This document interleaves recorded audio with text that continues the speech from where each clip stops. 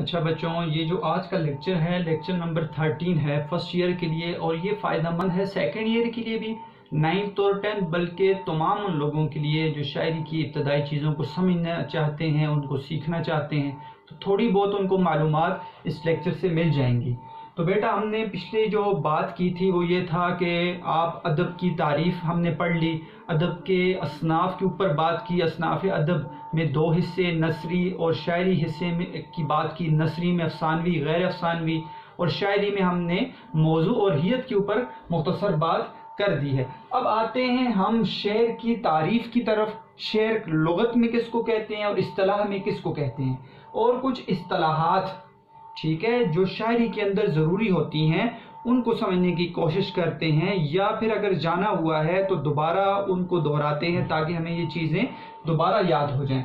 तो शेर जो है बेटा, लुगत में शेर कहते हैं जानना, ठीक है, लुग़वी मानी इसका क्या है, जानना। इस्तिलाह में किसे कहते हैं बेटा, अदब की इस्तिलाह में शेर कहते हैं वो कलाम मौजू जो बामकसद हो, जिसमें एक ख्याल को जाहिर किया जाए और जिसके दोनों मिसरे एक ही वजन में हों।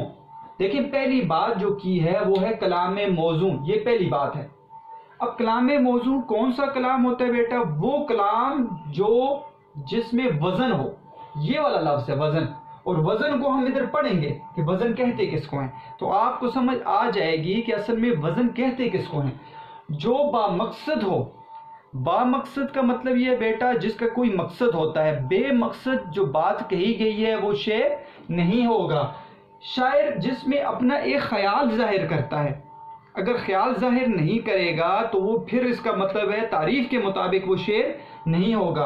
और जिसके दोनों मिसरे एक ही वजन में हों, दो मिसरे होंगे शेर के अंदर, ठीक है। मिसरा किसे कहते हैं बेटा, इसके ऊपर यहाँ पर हम बात करेंगे तो आपको पता चल जाएगा कि दो मिसरे जो होते हैं वो वजन में कैसे होते हैं। एक शेर मैंने लिखा है, इसके ऊपर थोड़ी सी बात करेंगे। इसको समझने के लिए तो तवील लेक्चर चाहिए बड़ा, और ये इंतहाई मुश्किल एक चीज़ होती है शेर को उरूज के हिसाब से समझना, लेकिन कुछ चीज़ें हमें यहाँ पर इब्तदाई तौर पर पता चल जाएंगी कि हम शेर किसे कह सकते हैं। फिर हमें तारीफ की अच्छी तरह इस लेक्चर के बाद जब मैं दूंगा तो फिर आपको समझाऊंगा तो आपको ज़्यादा समझ आ जाएगी। हम इस्तिलाहात की तरफ चलते हैं बेटा। इस्तिलाहात में पहली इस्तिलाह जो हम इस्तेमाल करते हैं, याद रखें, वो अलामत शेर की है। अलामत शेर की ये वाली जो है बेटा, ये साइन होता है, ठीक है। आप जब शेर लिखेंगे, ठीक है, शेर किसको कहते हैं, दो मिसरों को कहते हैं। देखें, जैसे ये एक शेर मैंने लिखा है, यहाँ से हम इसको समझने की कोशिश करेंगे कि मिसरा क्या है, शेर क्या है और साइन कैसे इस्तेमाल करेंगे। देखें, यहाँ पर एक शेर मैंने लिखा है कि तेरे कूचे इस बहाने मुझे दिन से रात करना, तेरे कूचे इस बहाने मुझे दिन से रात करना, कभी इससे बात करना कभी उससे बात करना। तो ये एक शेर है। तो जब हम शेर को देखते हैं तो शेर होने के लिए ज़रूरी है कि उसके अंदर दो मिसरे हों। एक लाइन शेर की ऊपर वाली या नीचे वाली, ये एक मिसरा कहलाती है। जब दो लाइनें इकट्ठी हो जाती हैं, यानी दो मिसरे इकट्ठे हो जाते हैं, तो वो शेर होगा। ये आपने याद रखना है।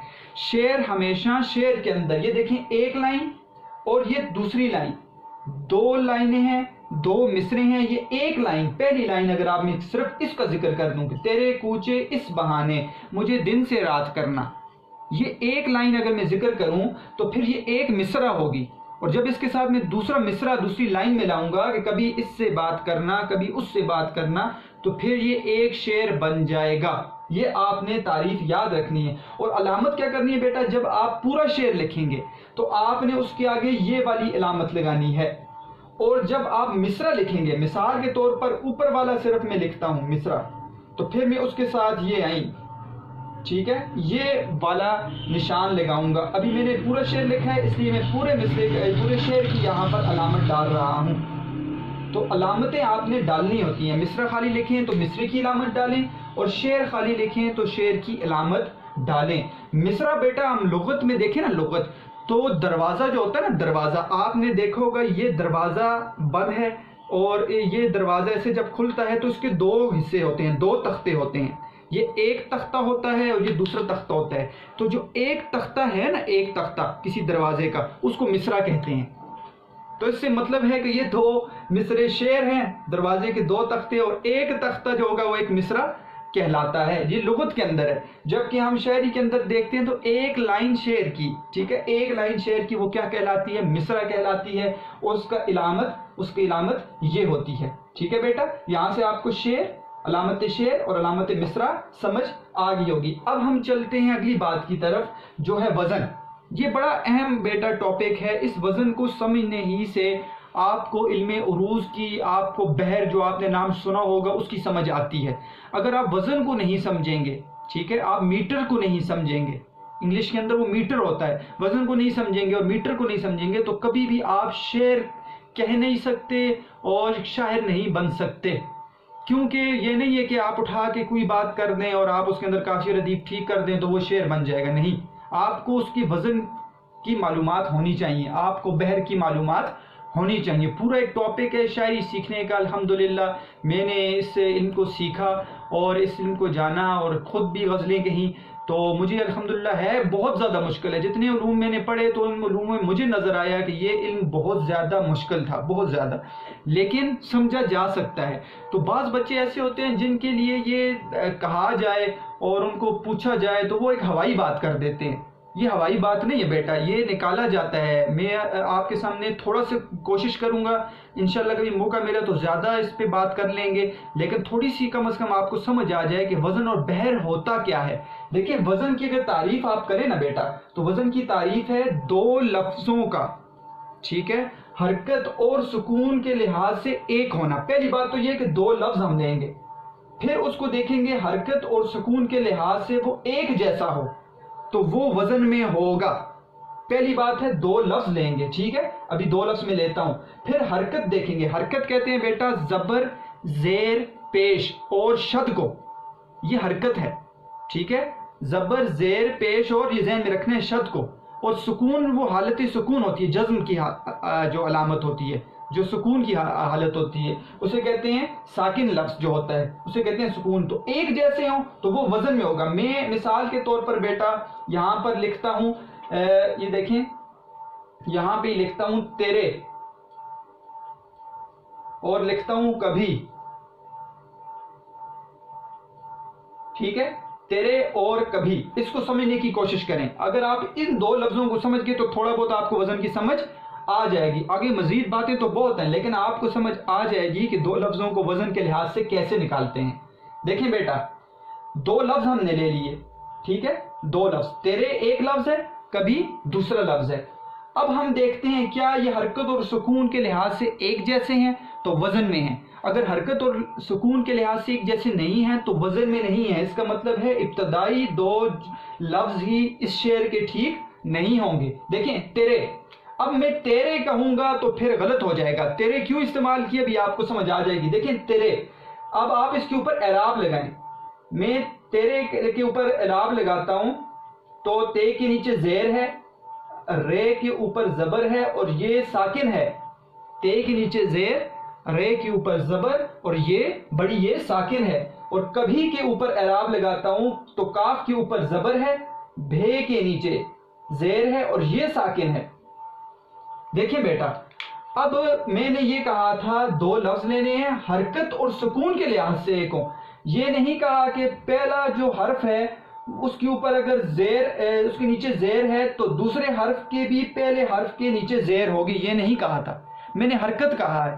حرکت کا مطلب یہ ہے کہ پہلا لفظ اگر حرکت میں ہے، زبر، زیر، پیش یا شد کی علامت ہوگی تو دوسرے لفظ کا بھی پہلا حرف جو ہوگا وہ حرکت میں ہوگا، لیکن ساکن جہاں پہ آئے گا وہ ساکن آئے گا۔ مثال دیکھیں، اب میں اس کو علادہ کرتا ہوں تو آپ کو زیادہ سمجھ آ جائے گی۔ یہ دیکھیں تے، رے اور بڑی یہ اور کاف، بھے اور چھوٹی یہ۔ اب اس کے اوپر اعراب لگاتے ہیں، تے کے نیچے زیر، رے کے اوپر زبر، یہ ساکن، کاف کے اوپر زبر، بھے کے نیچے زیر اور یہ ساکن۔ اب آپ دونوں لفظ دیکھیں تو دونوں لفظ کے اندر تین تین حروف ہیں۔ پہلے لفظ کے اندر تے، رے اور بڑی یہ ہے، دوسرے لفظ کے اندر کاف، بھے اور چھوٹی یہ ہے۔ اب ہم دیکھتے ہیں کیا یہ وزن کے اندر ہے تو دیکھیں تے کے نیچے زیر ہے، حرکت ہے، ٹھیک ہے، زیر، زبر، پیش یہ حرکت ہوتی ہے۔ تو کاف بھی حرکت میں ہے، تو اس کا مطلب ہے کاف اور تے برابر ہے، یہ حرکت میں ہے دونوں. رے کے اوپر زبر ہے اور بھے کے نیچے زیر، دونوں حرکت میں ہے، تو اس کا مطلب ہے رے اور بھے بھی، یہ دوسرا لفظ بھی کیا ہے جی، برابر ہے. ابھی دیکھیں یہاں پہ ضروری ہے، اب یہ بڑی یہ ساکن ہے تو چھوٹی یہ بھی ساکن ہوگی تو تب یہ وزن میں ہوگا. تو یہاں پہ میں نظر آیا کہ بڑی یہ ساکن ہے، چھوٹی یہ بھی ساکن ہے. یہاں پر اگر یہ جو ہے میں اس کو حرکت دے دوں تو پھر یہ وزن نہیں رہے گا، یہ بڑی یہ کو حرکت دے دوں یہ وزن نہیں رہے گا. تو وزن کیا ہوگا بیٹا، وزن ہوگا دو لفظوں کا حرکت کے لحاظ سے. دیکھیں دونوں یہ برابر ہیں، حرکت ہے اور ساکن کی جگہ ساکن آیا ہے، تو سکون کے لحاظ سے ایک ہونا یہ وزن کہلاتا ہے. ہم کہہ سکتے ہیں اس لحاظ سے کہ تیرے اور کبھی، یہ دونوں لفظ وزن کے اندر ہیں. یہ دونوں لفظ کیا ہیں بیٹا، وزن کے اندر ہیں. میں اس کے اگر خلاف بات کروں، میں اگر کہتا ہوں کہ ایسا لفظ نکالیں جس میں وزن اس برابر نہ ہو، تو میں کہتا ہوں شام. ٹھیک ہے، شام کا لفظ شین الف اور میم ہوتا ہے. شام میں یاد رکھیں شین کے اوپر زبر، الف ساکن، میم ساکن ہے. تو شام میں بیٹا شین کیا ہے، حرکت میں ہے. اب الف یہاں پہ حرکت میں نہیں ہے، یہ ساکن ہے. ٹھیک ہے، اور جبکہ تیرے میں رے حرکت میں تھا دوسرا لفظ، تو اس کا مطلب ہے یہ جو ہے نا یہ وزن کے برابر نہیں ہے. تیرے اور کبھی کے برابر شام جو ہے وہ وزن کے برابر نہیں ہے. اب آپ کو تھوڑا سمجھ آ گئی ہوگی کہ دو لفظوں کا متحرک ہونا حرکت کے لحاظ سے یا اس کا سکون کے لحاظ سے ایک ہونا کیسے وزن بن جاتا ہے. اب دیکھیں بیٹا اسی کو دیکھ کر بحر نکالتے ہیں. ٹھیک ہے، بحر لغت میں سمندر کو کہتے ہیں، سمندر کو کہتے ہیں. اور اصطلاح میں اگر ہم شاعری میں دیکھتے ہیں تو بحر وہ مقررہ وزن ہے، وہ مقررہ وزن ہے جس سے ہمیں شعر کا پتہ چلتا ہے یہ شعر ٹھیک بھی ہے یا نہیں ہے. ٹھیک ہے، یہاں پہ بات کرتے ہیں مثال کے طور پر یہ دیکھیں میں نے شعر کہا تو یہ ایک بحر ہے. ٹھیک ہے، فاعلات فاعلاتن فاعلات فاعلاتن، یہ ایک بحر ہے. تو میں اگر ابھی نکال نہیں سکتا، آپ کو صحیح سمجھ نہیں آئے گی، لیکن آپ سمجھ جائیں کہ کیا اگر یہ اس کا وزن، اس بحر کا وزن اور اس کا وزن، ان کا وزن ایک جیسا ہے تو اس کا مطلب ہے یہ دونوں شعر، یہ دونوں مصرے ٹھیک ہیں. اور اگر اس کا وزن اور ان کا وزن ایک جیسا نہیں ہے تو یہ ٹھیک نہیں ہے. تو بحر کیا ہوتا ہے بیٹا، وہ مقررہ اوزان ہیں. 19 بحریں ہیں ابتدا میں جو نکالی گئیں، اب تو بہت زیادہ ہو گئی ہیں اردو ادب کے اندر، لیکن 19 بحریں ابتدائی ہم جن کو کہتے ہیں وہ بحریں ہوتی ہیں جس کو ہم تولتے ہیں کسی بھی شعر کے اوپر. تو اگر وہ شعر کے برابر نکل آتا ہے وہ شعر اس بحر کے برابر تو ہم کہتے ہیں کہ وہ شعر ٹھیک ہے، اور اگر نہیں نکلتا تو ہم کہتے ہیں وہ ٹھیک نہیں ہے. تو یاد رکھیں اگر فاعلات فاعلاتن فاعلات فاعلاتن یہ ایک بحر ہے تو یہ اگر پہلا مصرع بھی اس کے برابر ہونا چاہیے، دوسرا مصرع بھی اس کے برابر ہونا چاہیے، بلکہ پوری غزل اس کے برابر ہونی چاہیے، تو تب غزل اور شعر ٹھیک ہوگا. تو بحر وہ 19 مقررہ اوزان ابتدا میں اب زیادہ ہو گئے ہیں جو شعر کو ٹھیک کرنے کے کام آتے ہیں، جو شعر کو بتاتے ہیں کہ یہ ٹھیک ہے یا نہیں ہے. اس سے شاعری، ایک ایسا شخص جو ساری عمر شاعری کرتا رہے اور اس کا کلام وزن میں نہیں ہے، بحر اس کو پتہ نہیں ہے، تو بیٹا وہ شاعر نہیں ہے. وہ اپنی طرف سے باتیں بیچارہ کر رہے کتابیں. ہمارے استاد محترم کہا کرتے تھے کہ وہاں پہ میں ایک دفعہ گیا تو انہوں نے مجھے یہ کہا کہ ایک شخص ایسا آیا جس نے پوری 2 کتابیں شاعری کے اوپر لکھی ہوئی تھی، اور جب میں نے اس کو پوچھا کہ اس کے اندر وزن ہے بحر ہے تو اس نے کہا کہ یہ تو مجھے پتہ ہی نہیں ہے. تو وہ 2 کتابیں لکھی ہوئی اس نے کہا کہ مجھے پتہ نہیں ہے. تو میں نے کہا یہ تو شاعری نہیں ہے. تو وہ غصے میں آ گیا، کہنے لگا کہ میں نے 2 کتابیں لکھتی ہوں اور میں شاعر نہیں ہوں. تو میرے استاد انہوں نے کہا کہ نہیں، وہ شاعر آپ نہیں ہو، آپ نے 2 کتابیں لکھ دی ہیں.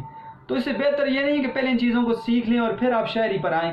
ابتدائی چیزیں سیکھ لیں آپ تاکہ آپ کو شاعری کا پتہ ہو. تو شاعری میں یہ چیزیں بچے، وزن اور بحر پورا ایک موضوع ہے. ٹھیک ہے، اس کے اوپر بات کی جا سکتی ہے. جو شخص شاعری سیکھنا چاہتا ہے تو پھر آگے طویل بحث ہے جس پر کی جا سکتی ہے. ہم نے صرف یہاں پر چیزوں کو سمجھنا ہے. تخلص کسے کہتے ہیں بیٹا؟ تخلص کہتے ہیں شاعر کا جو اصل نام ہوتا ہے اس کی جگہ ایک شارٹ نیم، ایک چھوٹا نام وہ ذکر کر دے. جیسے میر کی آپ غزل جو ہے ابتدائی غزل پڑھیں گے تو اس کے اندر آپ دیکھیں گے تخلص ہے آخری شعر کے اندر، کہیں کیا جو پوچھے کوئی ہم سے میر، کہیں کیا جو پوچھے کوئی ہم سے میر، جہاں میں تم آئے تھے کیا کر چلے. تو دیکھیں کہیں کیا جو کوئی پوچھے ہم سے میر، جہاں میں تم آئے تھے کیا کر چلے. میر کا لفظ آیا ہے، میر تقی میر، ٹھیک ہے شاعر، اور میر ایک اس کا شارٹ نیم ہے، اس نے ذکر کیا ہے.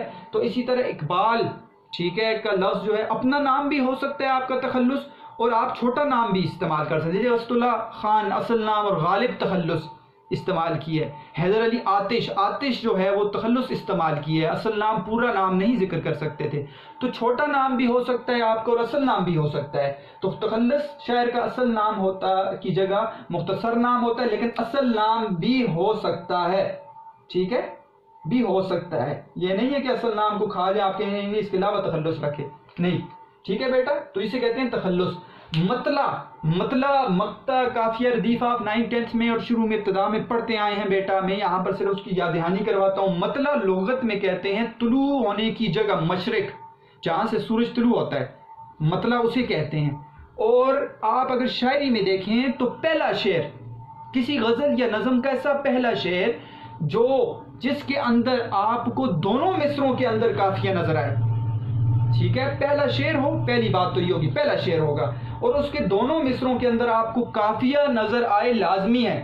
ردیف ہو تو اچھی بات ہے، ردیف نہ ہو تو پھر کیا ہوگا بیٹا، وہ پھر اس کی مرضی ہے شاعر کی، وہ ردیف نہیں ذکر کرتا، پھر بھی غزل بن سکتی ہے. ردیف کے بغیر غزل بن جاتی ہے لیکن قافیہ ضروری ہوتا ہے. مثال کے طور پر اسی شعر کو دیکھتے ہیں، اس کے اندر بھی مطلع ہے مثال کے طور پر.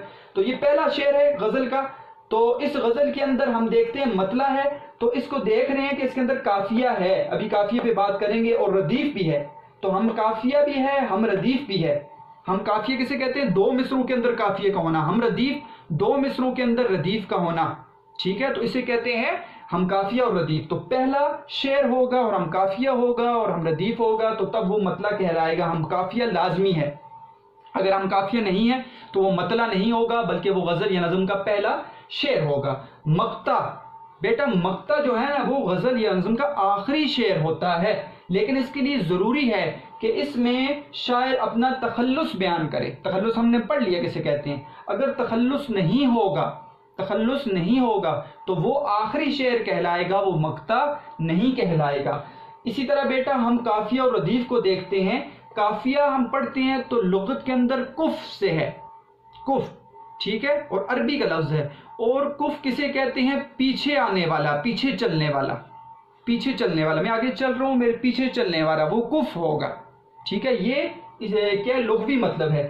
جبکہ ہم اگر اس کو دیکھیں اصطلاح میں قافیہ کسے کہتے ہیں تو ہم وزن الفاظ، ہم وزن ہم نے پڑھ لیا ہے، ہم وزن الفاظ ہوں گے اور ہم آواز ہوں گے. ہم آواز کیسے بنیں گے بیٹا؟ آخری جو ہوگا حرف وہ ایک جیسا ہوگا، ٹھیک ہے، میں ابھی بتاتا ہوں آپ کو.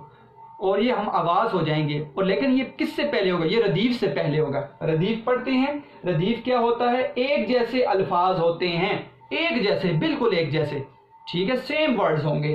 اور یہ ہمیشہ قافیے کے بعد بار بار آتے ہیں، ٹھیک ہے، غزل کی نظم کے آخر میں بار بار آتے ہیں. دیکھیں جیسے آپ اس شعر کے اندر دیکھیں، تیرے کوچے اس بہانے مجھے دن سے رات کرنا، کبھی اس سے بات کرنا کبھی اس سے بات کرنا. تو دیکھیں رات اور بات، کرنا اور کرنا بالکل سیم ہے بیٹا، کرنا اور کرنا یہ دونوں سیم ہیں.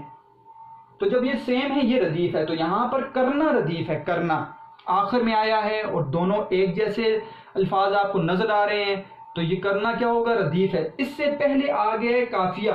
قافیہ رات اور بات. دیکھیں رات اور بات کو آپ دیکھیں تو آخری دو حرف جو ہیں الف اور تے یہ ایک جیسے ہیں.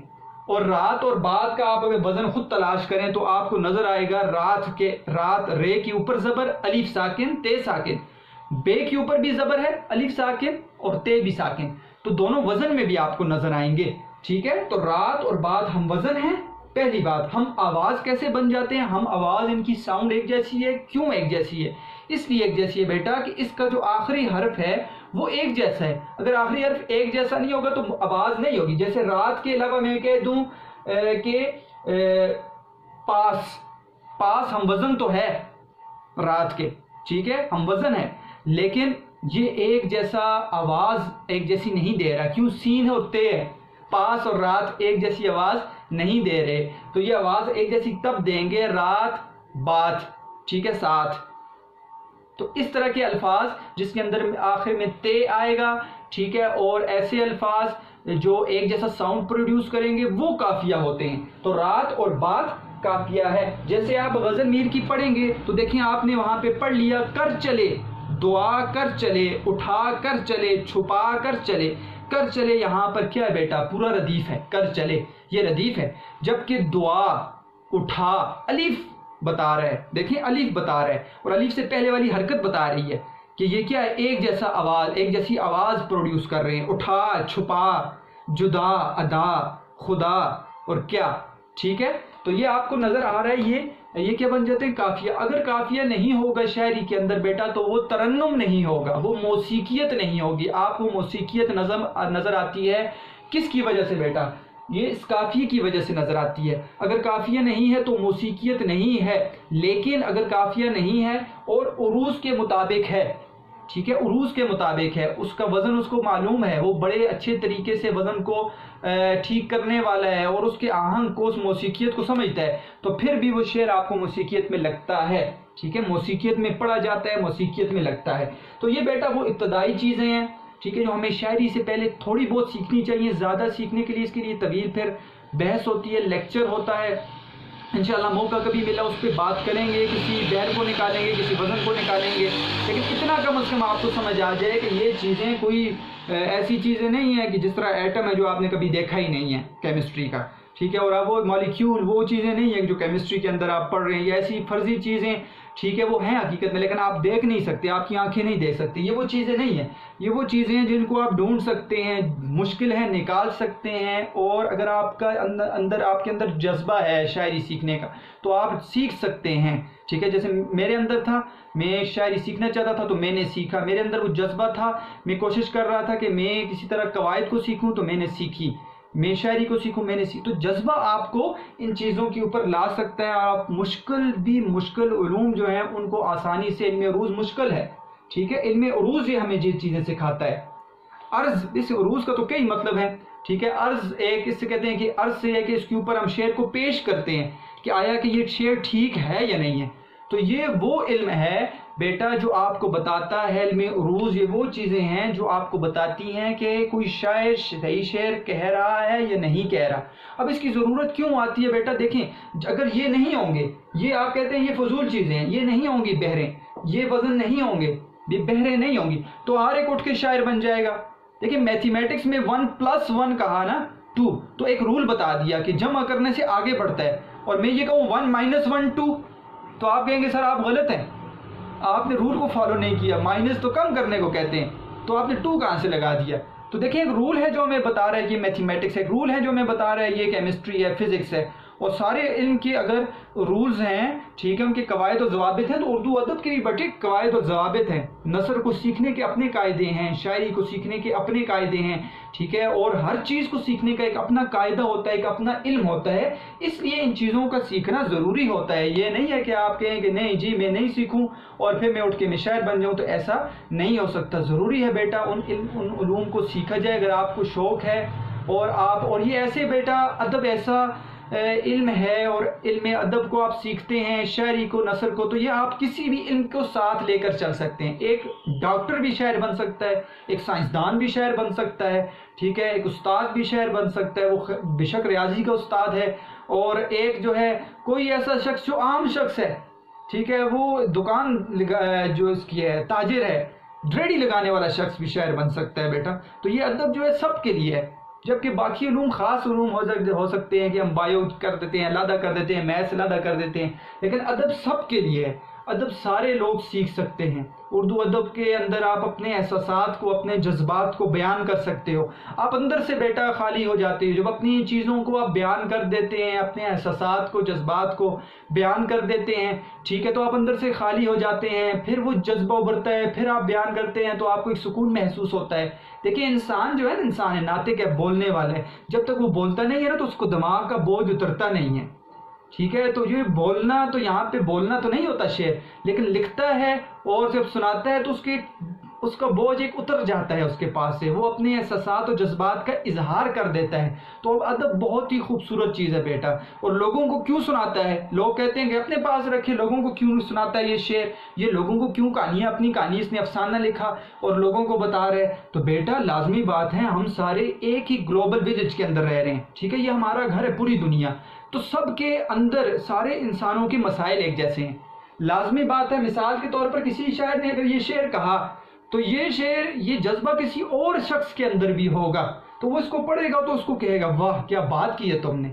تو اپنے جذبات کو دوسروں کے سامنے اس لیے بیان کیا جاتا ہے کہ وہ جذبہ اس کے اندر بھی ہو سکتا ہے، اس کو دیکھ کر اصلاح لے سکتا ہے، یا اس کو دیکھ کر وہ کہہ سکتا ہے کہ یہ درد تو میرے اندر بھی ہے، اس کو لطف محسوس ہوتا ہے۔ ہم اپنی باتوں کو دوسروں کے سامنے بیان نہیں کریں گے تو ہمیں وہ کیا ہوگا، وہ چیزیں، وہ احساسات اور وہ جذبات جو ہمارے اندر ہیں وہ ہمیں بتانے کا موقع نہیں ملے گا۔ تو اس لیے بیٹا اردو ادب جو ہے وہ تو آپ، یہ بوجھ نہیں ہے اردو، یہ آپ آگے بھی لے کر چل سکتے ہیں۔ آپ یہ نہیں ہے کہ فرسٹ ایئر 9th 10th اس کے بعد اردو لازمی نہیں ہے اور آپ ڈاکٹر بن رہے ہیں، آپ ایک انجینئر بننے جا رہے ہیں تو آپ وہ نہیں سیکھیں گے، نہیں بیٹا، اس کو آپ ساتھ لے کر چل سکتے ہیں، اور یقین کریں کہ یہ ایسی لطف والی چیز ہے جو ہمیشہ زندگی میں آپ کا ساتھ دے گی، ہمیشہ ہر جگہ پر آپ کا ساتھ دیتی ہے۔ تو بیٹا مجھے یقین ہے آج کے لیکچر سے آپ کو یہ ابتدائی چیزیں اصناف کی اور شاعری کی سمجھ آئی ہوں گی۔ انشاءاللہ ہم جب شاعری پڑھیں گے تو آپ کو اس میں مزید چیزوں کا پتہ چلے گا اور آپ اس چیزوں کو خود نکالنے والے بن جائیں۔ دیکھیں ہم کاپی کیٹس نہیں بن رہے، ہم کوئی رٹے مار نہیں بن رہے، ہم چیزوں کو سیکھنے والے بنیں گے۔ پھر اس کے بعد ہم پیپر کو بھی حل کریں گے ساتھ ساتھ، پھر پیپر کو بھی ساتھ ہم، جب آپ کا کنسیپٹ کلیئر ہوگا تو آپ پیپر پر واہ واہ لکھیں گے بیٹا، ٹھیک ہے۔ جب آپ کا کنسیپٹ ہی کلیئر نہیں ہے تو آپ کیا لکھیں گے؟ تو یہ ہر چیز کو سیکھنا ضروری ہے۔ یہ نہیں ہے کہ ایک چیز مشکل ہے تو کم از کم میں اس کو نہ سیکھوں، یہ نہیں، اس کو بچے تلاش کریں، اس کو ڈھونڈیں۔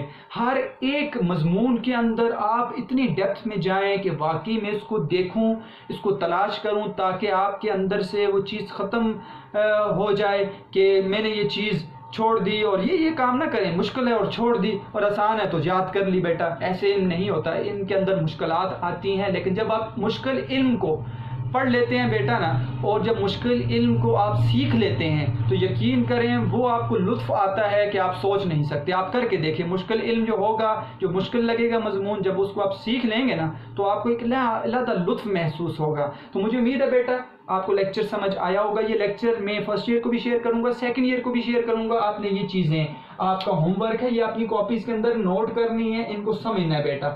اس سے پہلے والی بھی اصناف بھی اور اصطلاحات شاعری کو بھی آپ نے سمجھنا ہے۔ انشاءاللہ ہم فرسٹ ایئر کے لیے تو نظم کی ابتدا کریں گے، اس پہ بات کریں گے۔ سیکنڈ ایئر کے لیے بھی کوشش کرتا ہوں یا جواب شکوہ پڑھیں گے یا ان کا چوتھا سبق ہے وہ سٹارٹ کریں گے، وہ دیکھتے ہیں کیا کریں، لیکن یہ چیزیں آپ نے پھر بھی لکھ لینی ہے اپنے پاس۔ 9th اور 10th کو بھی میں شیئر کروں گا یہ، تو وہ بھی بیٹا آپ کے لیے بھی ضروری ہے، تو آپ بھی ان چیزوں کو دیکھ لیں۔ اور مجھے امید ہے بیٹا کہ آپ اسی طرح محنت کرتے رہیں گے ہمیشہ، جس طرح آپ محنت کر رہے ہیں، اور خوش رہیں، آباد رہیں۔ والسلام۔